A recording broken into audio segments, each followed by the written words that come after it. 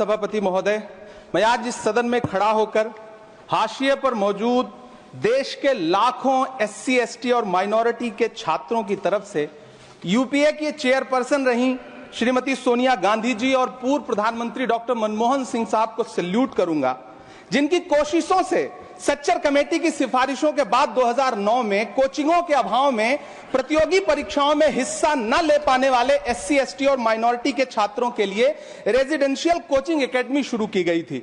Doctor Bhimrao Ambedkar university, मानू Hyderabad, AMU Aligarh, Jamia हमदर्द और Jamia Millia university में दूर दराज गांव से आने वाले बच्चों ने महंगी यूपीएससी कोचिंगों के बजाय भारत सरकार की रेजिडेंशियल कोचिंग एकेडमी में एडमिशन लेना शुरू किया और उनके प्रतियोगी परीक्षाओं में जाने के सपने पूरे होने लगे। इसी से प्रभावित होकर मुंबई के हज हाउस में 2009 में एक कोचिंग सेंटर शुरू किया गया, जिसके लिए सरकार से कोई फंड नहीं लिया गया, बल्कि हाजियों के रजिस्ट्रेशन फीस और सर्विस चार्जेस से बनने वाले हज कमेटी के कॉर्पस के एक हिस्से से इसे शुरू किया गया। तकरीबन 10 साल शानदार तरीके से चलने वाले इस कोचिंग सेंटर के रिजल्ट भी बढ़िया रहे। कई आईएएस दिए, आईपीएस दिए, महाराष्ट्र की स्टेट सर्विसेज में बच्चे सेलेक्ट होने लगे।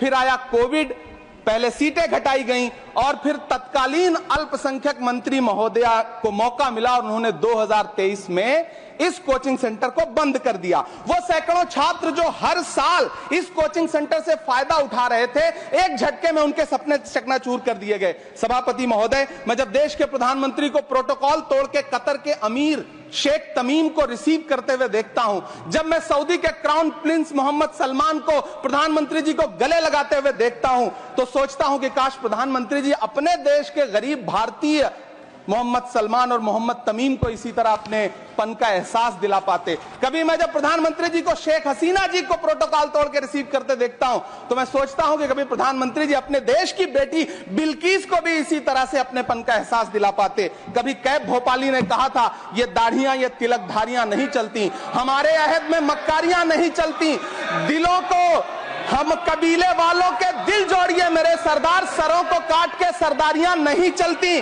सभापति महोदय, मेरा अल्पसंख्यक मंत्रालय से अनुरोध है कि हाजियों के पैसे से चलने वाले हज हाउस कोचिंग के कोचिंग सेंटर को फिर से शुरू किया जाए। न सिर्फ शुरू किया जाए बल्कि उसकी सीटें भी बढ़ाई जाएं। जब पैसा सरकार को नहीं देना है बल्कि हाजियों का जो कॉर्पस सैकड़ों करोड़ रुपए के रूप में इकट्ठा है, उससे इसको चलना है कोचिंग सेंटर को, तो फिर इस कोचिंग सेंटर को चलाने में और देश के बाकी हज हाउसेज में इसे शुरू करने से सरकार को परेशानी क्या है। मेरा अनुरोध है, यहां मंत्री महोदय बैठे हैं, अल्पसंख्यक मंत्री, कि कृपया संज्ञान लें। देश के लाखों छात्र आपसे हम गुजारिश कर रहे हैं। For exclusive and insightful videos, subscribe to our new channel ABP Live Premium.